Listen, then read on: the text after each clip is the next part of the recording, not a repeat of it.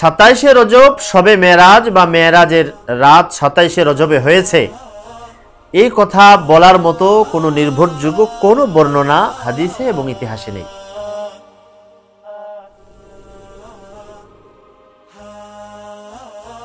মেরাজের রাতে কোনো সুনির্দিষ্ট কোনো নফল নামাজ নেই, তদ্রূপ মেরাজ কেন্দ্র করে কোনো রোজাও নেই।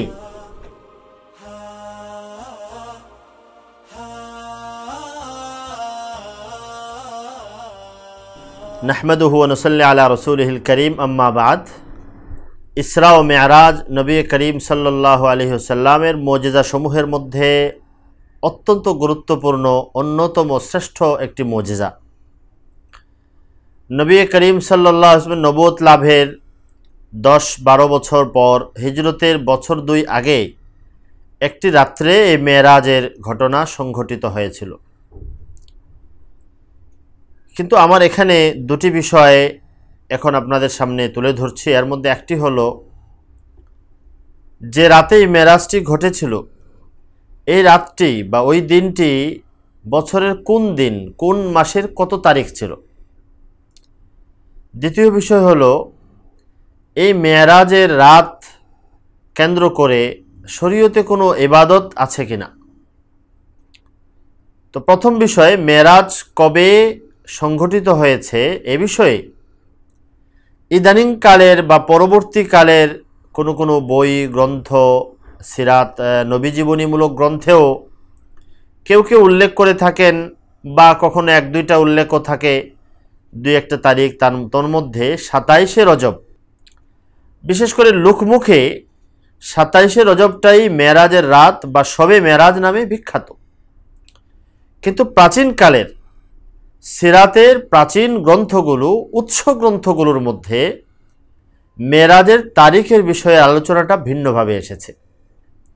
বিশেষ করে উৎস গ্রন্থগুলোতে এবং প্রাচীনকালে প্রথম যদি আমরা বলি মেরাজ কবে সংঘটিত হয়েছিল, কোন তারিখে, তারিখ বা সুনির্দিষ্ট দিন হিসেবে, তো সেই হিসেবে দেখা যায় রাসূলুল্লাহ সাল্লাল্লাহু আলাইহি ওয়াসাল্লামের কোনো হাদিসে, কোনো সাহাবা থেকে নির্ভরযোগ্য কোনো বর্ণনায় এবং তাবেঈদের থেকেও নির্ভরযোগ্য কোনো বর্ণনায় এর কোনো উল্লেখ নেই। এবং শরীয়তে দিন ইসলামের জন্য মেরাজ সুনির্দিষ্টভাবে কোন দিনে সংঘটিত হয়েছিল এই বিষয়টা সুনির্দিষ্টভাবে জানার কোনো বিশেষ প্রয়োজনও নেই, হয়তো এই জন্য আল্লাহ সংরক্ষণ করে রাখেননি।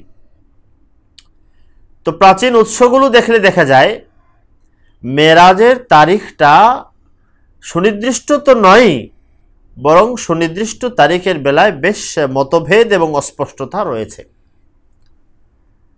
তন্মধ্যে আমি একটি বিশেষভাবে একটা কথা, গ্রন্থের কথা উল্লেখ করতে পারি। একটা হলো হাফেজ আবুল খাত্তাব ইবনু দেহিয়া, ওনার দুটি কিতাব আছে। একটি হলো আল ইবতিহাজ ফি আহাদিসিল মি'রাজ, আল ইবতিহাজ ফি আহাদিসিল মি'রাজ। দ্বিতীয় আরেকটি গ্রন্থ আমার সামনে আছে, কিতাবু আদা ইমা ওয়াজাব ফি বায়ান মিন বায়ান ওয়াদইল ওয়াদ্দাঈন ফি রাজব। এই দুই গ্রন্থে, যিনি হিজরি ষষ্ঠ শতকের লোক ছিলেন, তিনি এই দুই গ্রন্থ সহ আরও বিভিন্ন জায়গায়, বিশেষ করে হাফেজ ইবনে হাজার আসকালানী রহমতুল্লাহ আলাইহি বুখারী শরীফের বিখ্যাত ব্যাখ্যা গ্রন্থে, এখানে ফাথুল বারীতে 7 নম্বর খণ্ডে মেরাজ অধ্যায়ে তিনি লিখেছেন মেরাজ কবে সংগঠিত হয়েছিল তা নিয়ে 10টিরও বেশি মত আছে। জালালউদ্দিন সুয়ুতি রহমতুল্লাহ আলাইহি তার কিতাব আল আয়াতুল কুবরা, তার কিতাব আল আয়াতুল কুবরা গ্রন্থে তিনি 16টি মত উল্লেখ করেছেন। অর্থাৎ মেরাজ কবে সংগঠিত হয়েছিল তা নিয়ে মত ভিন্ন ভিন্ন। বিশেষ করে যখন তারিখের আলোচনা আসে এবং আমরা সিরাত ও ইতিহাস গ্রন্থ দেখি, তন্মধ্যে সবচেয়ে বেশি যে মাসের কথা আসে সেটা হলো রবিউল আউয়াল।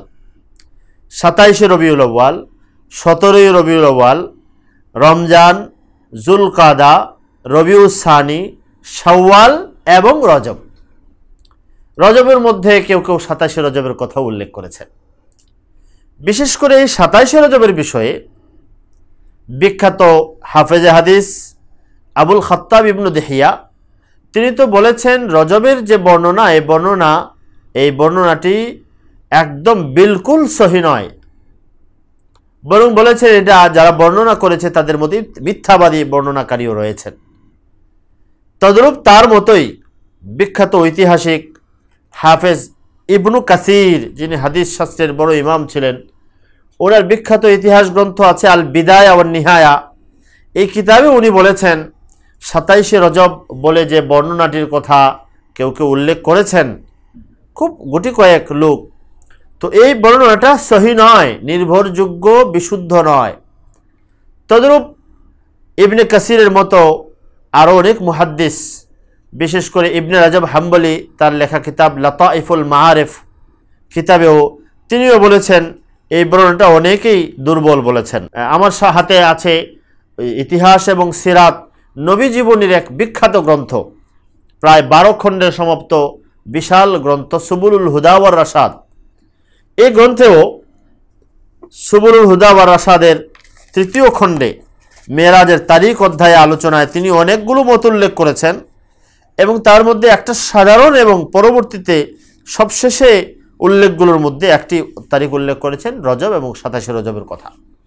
মোট কথা 27শে রজব শবে মেরাজ বা মেরাজের রাত 27শে রজবে হয়েছে, এই কথা বলার মতো কোনো নির্ভরযোগ্য কোনো বর্ণনা হাদিসে এবং ইতিহাসে নেই। হাদিসের কোনো বর্ণনা তো নেই, ঐতিহাসিক যে বিবরণ এটা অতিশয় দুর্বল। এজন্য নিশ্চিত হওয়া দূরের কথা, সাধারণ একটা মত হিসেবে উল্লেখ করা যায়। কেউ কেউ এজন্য এটাকে প্রসিদ্ধ, বিশেষ করে শেষ যুগে, এই ইদানিংকালে বা শেষ যুগে এসে প্রসিদ্ধ হয়েছে বলে প্রসিদ্ধ বর্ণনা বলে উল্লেখ করেছেন। কিন্তু তাই বলে এই রাতে মেরাজ হয়েছিল 27শে রজবে, এতটুকু বলার মতো নির্ভরযোগ্য কিছু পাওয়া যায় না, আমরা পাইনি। তন্ন তন্ন করে ইতিহাস যারা তালাশ করেছেন সেগুলো দেখেও দেখা গিয়েছে এর মৌলিক ভিত্তি, কোনো ভিত্তি পাওয়া যায় না। এটা হলো আমার প্রথম কথা।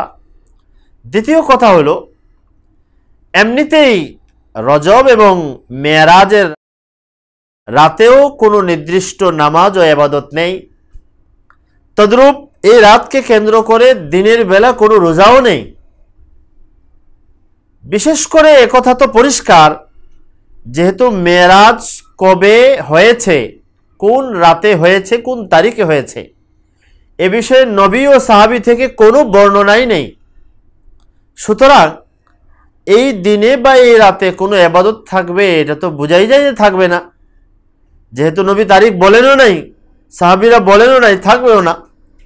কিন্তু কিছু জাল এবং ভিত্তিহীন বর্ণনা মেরাজ বা রজব মাস সংক্রান্ত আছে, যেগুলো সম্পর্কে হাদিস শাস্ত্রীয় ইমামগণ, যেমন ইবনু দিহিয়ার লেখায় বিশাল কিতাব দেখেছেন, এটা শুধু এই বিষয়ে মিন বায়ানি ওয়াজইল ওয়াদ্দাঈনা ফি রজব, রজব বিষয়ে বর্ণিত মিথ্যা এবং জাল বর্ণনার মুখোশ উন্মোচন করার জন্য এই কিতাব ইনি লিখেছেন। এই জন্য যারা এই ধারণা রাখেন যে 27শে রজবই হলো শবে মেরাজ, একটা হলো ঐতিহাসিক ভিত্তিতে এটা শক্তিশালী, মজবুত নয়, খুব দুর্বল। অন্য 5টা-6টা মতের মতোই এটা একটা মত, অন্য 10টা মতের মতোই এটা একটা মত। 10টা মত হয়ে থাকলে 15-16টা বা 20টা মত হয়ে থাকতে, এর মধ্যে একটা মত এটা। দ্বিতীয় কথা হলো, মেরাজের রাতে কোনো সুনির্দিষ্ট কোনো নফল নামাজ নেই, তদ্রূপ মেরাজ কেন্দ্র করে কোনো রোজাও নেই। এজন্য এই বলে যারা প্রচার করে বা কোনো জায়গায় বলে, কোনো বইয়ে, কোনো লিফলেটে দেখবেন, মনে করবেন তার এই মতটা, এই কথাটা ভুল, অনির্ভরযোগ্য, এর কোনো ভিত্তি শরীয়তে নেই, এটা অনুসরণ করা জরুরি নয়। হ্যাঁ, নফল নামাজ, নফল রোজা, নফল এ তো সব দিনের জন্যই সমান, যখন অনুমতি আছে তখন করবে, নফলের সাথে এর কোনো ধরাবাঁধা নিয়ম নাই। আমি আশ্চর্য হই, দেখি কিছু মাঝে মাঝে আসে যে মেরাজের, শবে মেরাজের আমল, শবে মেরাজের নামাজ, শবে মেরাজের রোজা, কিছু অনির্ভরযোগ্য বই থেকে কেউ তো লিফলেট মতো বানিয়ে বাজারে ছাড়ছে। এগুলো সহি না, এগুলো ভুল, এর কোনো ভিত্তি নেই। আল্লাহ তাআলা আমাদেরকে রাসূলুল্লাহ সাল্লাল্লাহু আলাইহি ওয়াসাল্লামের রেখে যাওয়া দ্বীন ও সুন্নাহর উপরে চলার তৌফিক দান করেন।